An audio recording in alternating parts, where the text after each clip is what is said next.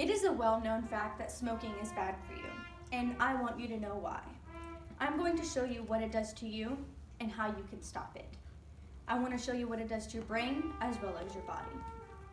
Did you know that nearly 38 million Americans over the age of 18 smoke every day? Notice I said over the age of 18. There are still millions of Americans each day under the age of 18 that smoke or have smoked.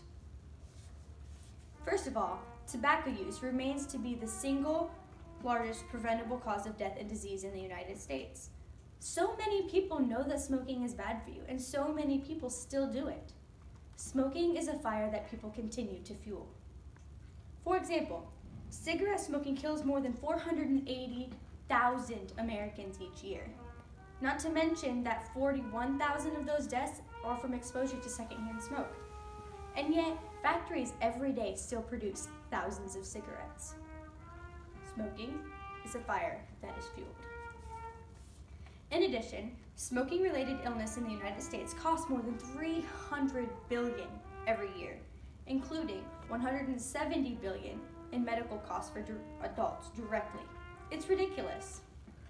Secondly, smoking doesn't just affect your physical health. It also affects your mental health and your bills. For example, nearly 1 in 5 adults, or 45.7 million, have some form of mental health condition, and 36 of these people smoke cigarettes. Now, that may seem like a small percentage, but look at that number. That's outrageous. That's how many people have a mental health condition that smoke cigarettes. Now, you would think that these two statistics should definitely not go hand in hand, and yet they do. Cigarettes affect your mental health. Also, 31% of all cigarettes are smoked by adults with a mental health condition, not to mention that 40% of men and 34% of women with a mental health condition smoke. That's nearly half. Last but not least, we all know that smoking is a bad habit. We all know what it does to us, but we also don't know that it is a medical, treatable condition. You can, in fact, quit smoking, but in order to quit smoking, it is a physiological and psychological challenge for any adult who smokes.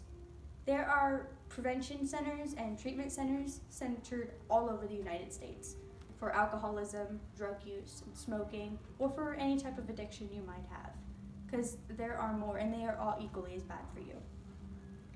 Also, it is proven that 59% of adults that have quit smoking have some sort of relapse. Some relapses may be lasting and some may not. Now, I would still like you to remember that these statistics are for adults over the age of 18.